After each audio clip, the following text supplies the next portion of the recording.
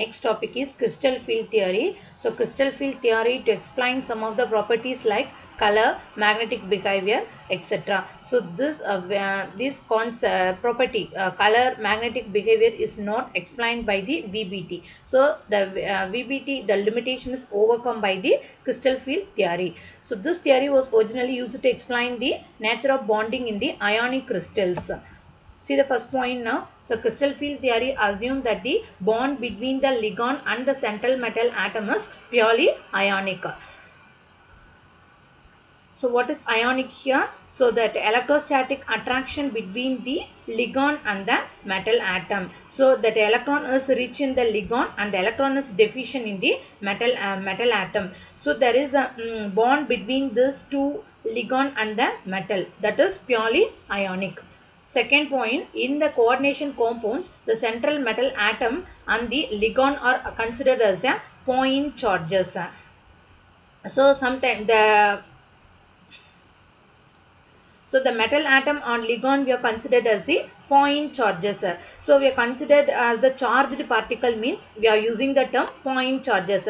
Suppose that the central atom and the ligand are isn't that a neutral state, means we are using the term electric dipole.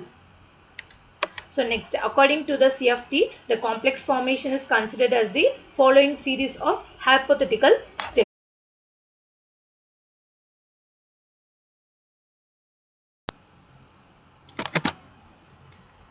See the first step now. So in an isolated gaseous state, all the 5 d orbitals of the central metal atom are degenerate.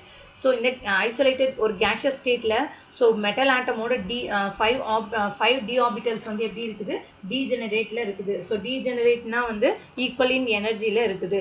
So அந்த டைம்ல தான் ligand வந்து மெட்டலை வந்து approach பண்ணும். So ligands வந்து approach பண்ணோனே என்ன ஆகும்னா ஒரு ஸ்பெரிக்கல் ஃபீல்டு வந்து ஃபார்ம் பண்ணுது. லிகான்ஸ் வந்து ஒரு மெட்டலை சுற்றி ஸ்பெரிக்கல் பாண்ட் வந்து ஃபார்ம் பண்ணுது. ஸோ அதனால வந்து என்ன ஆகுதுன்னா ஒரு ஸ்ட்ராங் ரிப்பல்சிவ் ஃபோர்ஸ் வந்து அங்கே வந்து கிரியேட் ஆகுது. So in this field, the energies of all the 5 d orbital will increase. So due to the repulsion between the electron. So அந்த ஸ்பெரிக்கல் ஃபீல்டு வந்து கிரியேட் பண்ணும்போது என்ன ஆகுது, ஒரு ரிப்பல்சிவ் ஃபோர்ஸ் வந்து கிரியேட் ஆகுது. ஸோ மெட்டலுக்கும் லிகாண்டுக்கும் இடையில. ஸோ அதனால என்ன ஆகும், ஸோ அதோட மெட்டலில் இருக்கிற டி ஆர்பிட்டலோட எனர்ஜி வந்து என்ன ஆகுது, இன்க்ரீஸ் ஆகுது. See the step 2 now. The ligands are approaching the central atom in actual bond direction. So எந்த டைரக்ஷனில் வந்து அந்த லிகாண்ட் வந்து அப்ரோச் பண்ணுது அதுதான் வந்து காமிக்கிறாங்க. So plus x minus x plus y minus y plus z and minus z. So இந்த 6 டைரக்ஷனில் வந்து ஸோ இது வந்து 6 லிகாண்டு. ஸோ அதனால 6 லிகாண்ட் வந்து இப்போ வந்து நம்ம மெட்டல் வந்து ஒரு கியூப்ல இருக்கிற மாதிரி அசியூம் பண்ணிக்கலாம். ஸோ இப்போ அந்த மெட்டலை வந்து ஒரு 6 லிகாண்ட் வந்து அப்ரோச் பண்ணுது. ஸோ இந்த 6 டைரக்ஷன் வழியா, ரைட், ஒரு கியூபோட ஒவ்வொரு ஃபேஸ் வழியா ஒவ்வொரு லிகாண்ட் வந்து அது வந்து அப்ரோச் பண்ணுது. இதில் வந்து 5 ஆர்பிட்டல் வந்து நம்ம பார்த்தோம் இல்லையா, 5 டி ஆர்பிட்டல். அது வந்து என்னென்ன name, x y, d y z, dxz, dx squared minus y squared, dz squared. So இதுதான் வந்து 5 டி ஆர்பிட்டல். ஸோ இதில் வந்து ஃபேஸில் வந்து எந்த 2 ஆர்பிட்டல் இருக்குது அப்படின்னு பார்த்தோம்னா dx squared minus y squaredum dz squared, இந்த 2 ஆர்பிட்டல் வந்து ஸோ அந்த கியூப்ல அதோட ஃபேஸில் வந்து இருக்குது. ஸோ இப்போ இந்த லிகான் வந்து இந்த ஃபேஸில் வந்து அப்ரோச் பண்ணுது. ஸோ அப்ரோச் பண்ணும்போது என்ன ஆகுது, இதோட எனர்ஜி வந்து இன்க்ரீஸ் ஆகுது அப்படின்றாங்க. ஸோ அது இன்க்ரீஸ் ஆகுது இல்லையா, அதுதான் வந்து என்னன்னு சொல்கிறோம், இது வந்து லிகான் வந்து அப்ரோச் பண்ணும்போது அதோட எனர்ஜி இன்க்ரீஸ் ஆகுது. ஸோ இன்க்ரீஸ் ஆகும்போது ஸோ அங்கே வந்து ஸ்ப்ளிட்டிங் வந்து நடக்குது, ரைட், ஸ்ப்ளிட்டிங் வந்து நடக்குது. ஸோ இதுதான் அது. So as shown in the figure, the orbital lies above the axis dx squared minus y squared, dz squared orbital will experience strong repulsion and rise in energy to the greater extent. So than the, so இதில் axis வழியாக pass பண்ணும்போது இந்த dx squared minus y squared dz squared 2 orbital தான் இந்த ஆக்சிஸில் வந்து இருக்குது.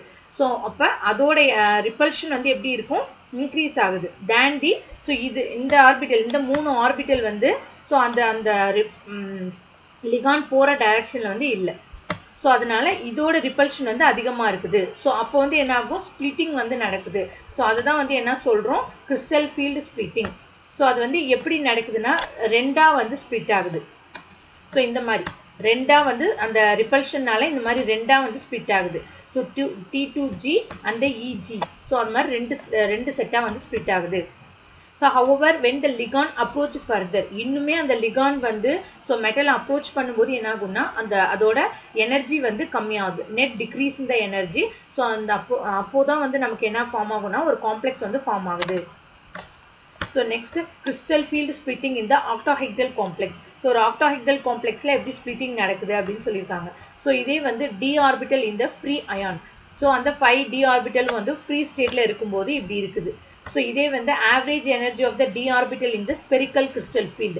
So அந்த ligand வந்து மெட்டலை சுத்தி இருக்கும்போது ஒரு crystal field ஃபார்ம் ஆகுது இல்லையா, ஸோ அப்போ இருக்கும்போது அதோட எனர்ஜி லெவல் வந்து இப்படி இருக்குது. ஸோ நெக்ஸ்ட் வந்து ரிப்பல்ஷன் நடக்குது இல்லையா, ஸோ அதனால இந்த மாதிரி 2 செட்டாக வந்து அது வந்து பிரியுதுன்னு பார்த்தோம். ஸோ அது வந்து என்னன்னா T2G செட் EG செட். இதில் இருக்கும்போது எதுக்கு ரிப்பல்ஷன் அதிகமாக இருந்தது, ஸோ dx² - y² இருக்கும், dz² இருக்கும். ஸோ அதனால அதோட எனர்ஜி வந்து அதிகமாக இருக்கிறதுனால அது வந்து மேலே போயிடும். T2G செட், T2Gனா dxy, yz, xz இந்த 3 ஆர்பிட்டலும் கீழே இருக்குது.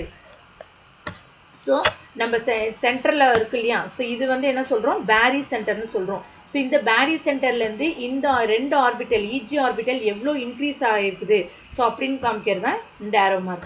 ஸோ இது வந்து பேரி சென்டர்லேருந்து இந்த T2G செட் வந்து எவ்வளோ டிக்ரீஸ் ஆகிருக்குது ஸோ அப்படின்றது தான் இது. ஸோ ஓவரால் எவ்வளோ இதோட எனர்ஜி டிஃப்ரென்ஸ் தான் வந்து டெல்டா ஓ. ஸோ டெல்டா ஓங்கிறது வந்து என்னன்னா கிறிஸ்டல் ஃபீல்டு ஸ்பிளிட்டிங் எனர்ஜி இந்த ஆக்டாஹைட்ரல் complex.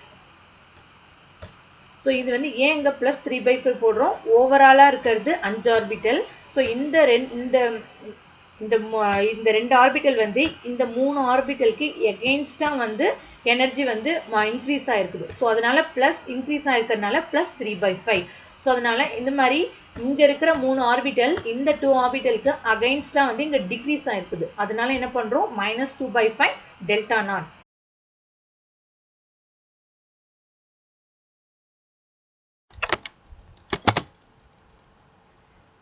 Next topic is crystal field splitting in tetrahedral complexes.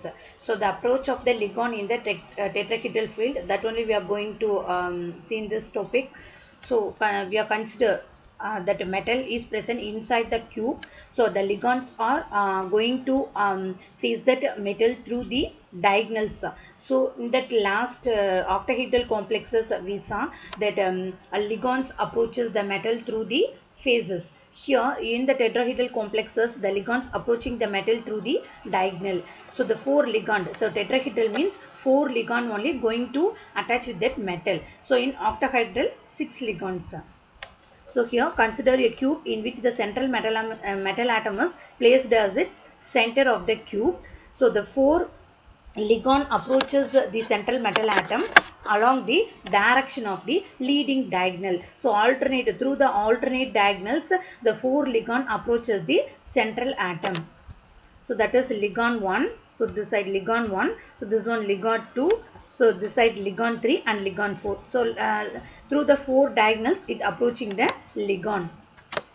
So in this field the none of the d orbital point directly towards the ligand. So ligand வர வழியில so எந்த ஆர்பிட்டலுமே அங்க இல்ல. So ஆனா வந்து T2 orbital dxy dyz dzx.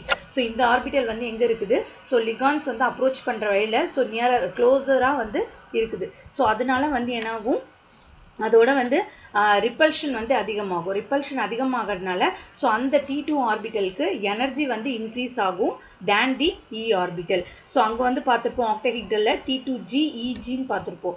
ஆனால் இங்கே வந்து நம்ம அதை எப்படி ரெப்ரசென்ட் பண்ணுறோம், T2 orbital and E orbital. So E ஆர்பிட்டல்னா dx² - y² and dz². So as a result என்ன ஆகுது, the energy of T2 orbital increases by 2/5 delta T.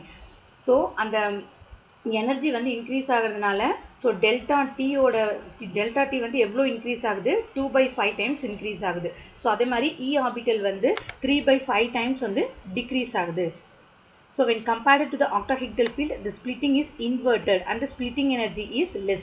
So octahedral விட compare பண்ணும்போது இதுக்கு splitting energy வந்து எப்படி இருக்குது, கம்மியா இருக்குது. So when we are comparing that octahedral ligand and the tetrahedral ligand, so இந்த மாதிரி நமக்கு வந்து ஒரு expression வந்து கிடைக்குது. So del T equal to 4/9 del 0.